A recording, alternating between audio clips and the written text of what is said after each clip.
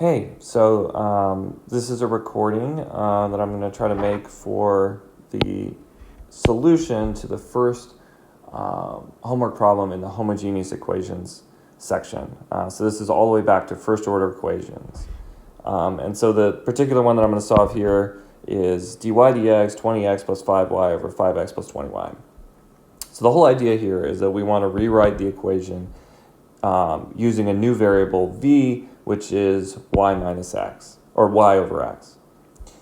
So if you can't do that, then that just means that the equation is not homogeneous, right? So like that is the method. So finding the algebraic technique to do that is definitely part of the method. All right, so in this particular case, we can take the right-hand side here and divide the top and the bottom, or multiply through by 1 over x on the top and the bottom. And lo and behold, we've got y over x, right? So the x parts cancel. And look, the right-hand side now depends just on y over x. On the left-hand side, then we just need to remember, okay, well, we said v is going to be y over x, so therefore y is v times x, just multiplying through. So dy dx by the product rule is x prime, which is just 1 times v plus x v prime, right? So that's just the product rule. And so that gives us x v prime, so our left-hand side is x v prime plus v, and the right-hand side, when we plug in for v and v, we get 20 plus 5v, 5 plus 20v. And the important point here is that now this is a separable equation, which means, no matter how big of a pain in the butt it is to solve, it is solvable, right? So we're going to get it down to a calculus 1 problem of doing 2 integrals. All right, so in this case, if we separate the variables, so I'm going to try to get v and x on opposite sides. So I move v over, and then I'm going to put it all over a common denominator.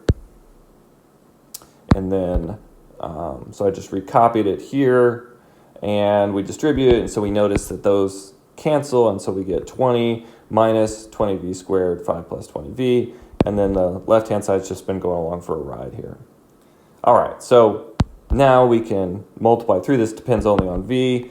We have our x dependence over here, and so we'll get 1 over x dx, and over here we just flip it around, so 20v plus 5, 20 minus 20v squared. All right, so this is separated. So now we really can do the integral of both sides. So the antiderivative of 1 over x is just natural log absolute value of x, and then I'm going to just go ahead and put my arbitrary constant c on this side. And then on the left-hand side, we're going to have to do a bit more work to evaluate this integral. So the first thing I'm going to do is, you might have been annoyed already that I haven't canceled this yet, but I'm going to divide the top and the bottom by 20, right? So this is 1, and then 5 over 20, which is 1/4, 1 minus 1v squared. So that's where this term comes from.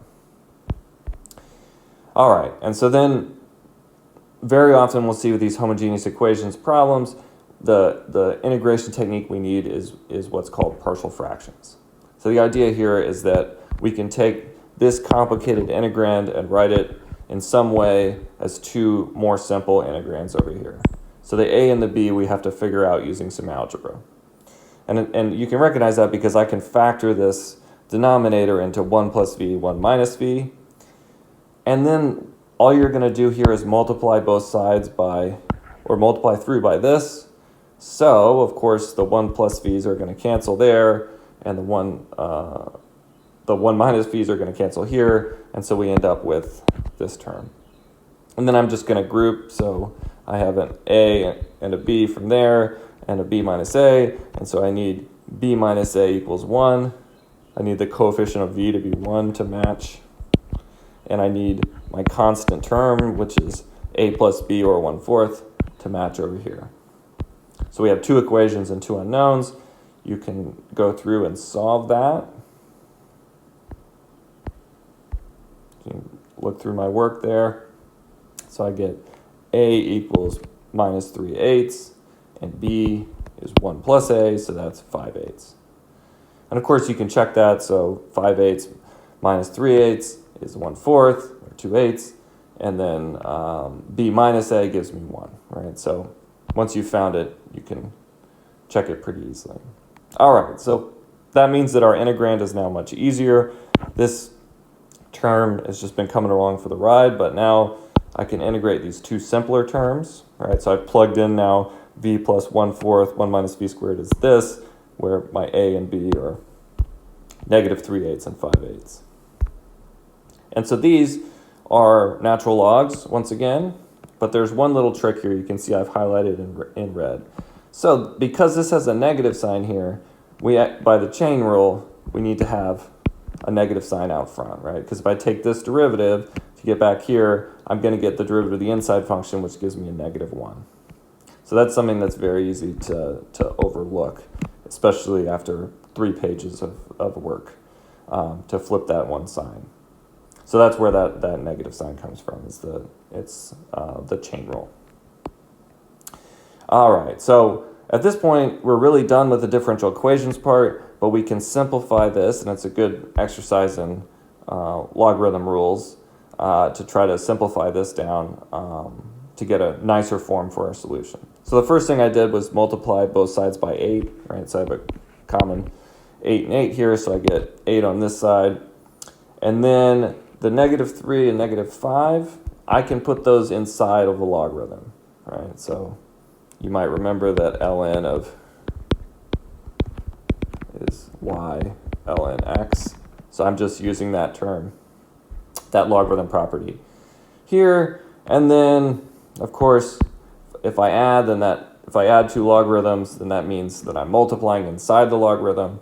So I can rewrite this left-hand term here as one big term. And over here, I went ahead and pulled the 8 in as well. And you notice that I'm getting slightly lazy with writing my absolute values here. It's all right. I know who's teaching this class, and they're not, they promise to be as lenient with you on writing your absolute value signs as you are with me. Okay, so then we've got the 2 logarithms. I can take the exponential of both sides, so that means I'm going to go e to this, e to that. Remember that e to the ln of x is just x. It's a good thing to know. And so e to the c, I'm going to use our trick here where our c here is just a garbage collector, right? So e to arbitrary constant is still just arbitrary constant. But the difference here is that because I did the exponential, now it's multiplying instead of adding. This is really e to our old c times e to the ln x to the 8th, which is c x to the 8th. So that's where that term comes from. And over here, we just cancel the logarithm.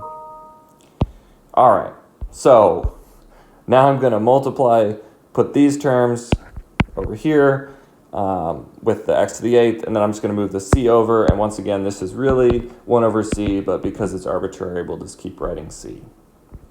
All right, so then one last Algebra Ninja trick here is, so I've got x to the 8th. So you notice 3 plus 5 is 8, and I went ahead and instead of writing v's, I'm going to put it back in terms of y over x, right? What our first substitution was v equals y over x.